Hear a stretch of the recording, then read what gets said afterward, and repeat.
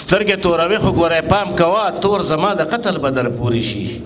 یا د سترګو توره چې ته ووینې مسې په ما سترګې تورې تورې شي تر ننه پورې ما د انتظار پرېښودی نه دی په تا پسې خو ما له ګوتو شمار پرېښودی نه دی بیخي لکه منصور غوندې په سر نه تېر مین یم هغې هسې ځوړند د زلفو دار پرېښودی نه دی بیخي لکه منصور غوندې په سر نه تېر مین یم هغې هسې ځوړند د زلفو دار پرېښودی نه دی ما تا پسې لا هغسې دعا پرېښودې نه ده تا ما پسې لا هغسې هزار پرېښودی نه دی ما هره شپه په تا پسې بلها بلها جړلې ګریوان کې چرته اوښکو مې وش تار پرېښودی نه دی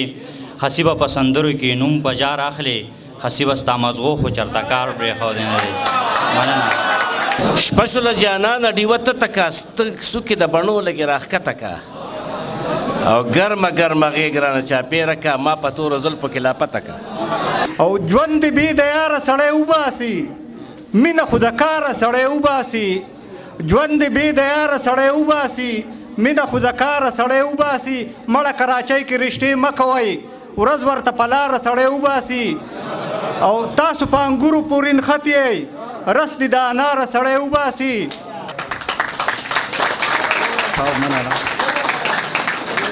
تاسو په انګورو پورې نښتې یئ رس دې د اناره سړی وباسي بیا به د یتیم په قدر پوه شئ وخت خو دې بې پلاره سړی وباسي چې تا پورې درځي نو په دې لاره به تېرېږي چې ستا د در دیدار غواړي له داره به تېرېږي د ستا د اننګو خال ته که څوک رسېده غواړي نو خامخا د زلفو د ګزاره به تېرېږي یو ښکلی رانه منډه کي او منډه کي یو ښکلی رانه منډه کي او منډه کي جوړه راته ډنډه کي او منډه کي او زه ورته د زړه په غوږو غوږ شمه زه ورته د زړه په غوږو غوږ شمه زر قصه را لنډه کي او منډه کي او خپلې بېوسۍ مې خوله ګنډلې ده خپلې بېوسۍ مې خوله ګنډلې ده ما پورې ملنډه کي او منډه کي او ما ویل اظهار راته د مینې کوي ما ویل اظهار راته د مینې کوي هسې خوله را غونډه کي او منډه کي او کله کله راشي ځوانې مرګ مرګ کله کله راشي ځوانې مرګ مرګ ځوانه جنۍ کونډه کي او منډه کي او ما تلاوت خان چې پیشیندلو ځان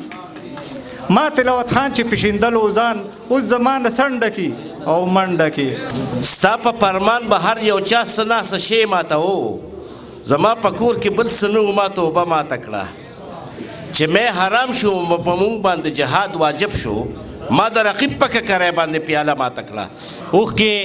په غېږ کې د لیمو مزه کړي خندا د یار په شونډو سرو مزه کړي ګل د ګلاب کړي په اوربل کې مزه ګل د ورخاړي په کوټو مزه کړي ضمیر صاحب د اختر شپه د جونه کور ګډېږي اتڼ حجره کې د زلمو مزه کړي سپینې جامې دنګه شمله او صادر مړه لباس د پښتنو مزه کړي د اختر شپه د جونه کور مزه کړي اتڼ حجره کې د زلمو مزه کړي سپینې جامې دنګه شمله او صادر مړه لباس د پښتنو مزه کړي او د سازونو په خپل ځای اهمیت منیر صاحب او د سازونو په خپل ځای اهمیت او خوشرنګا ستا د بنګړو مزه کړي هسې به داسې ګریوان سیرې ښې مینه کې خال د لیوزو مزه کړي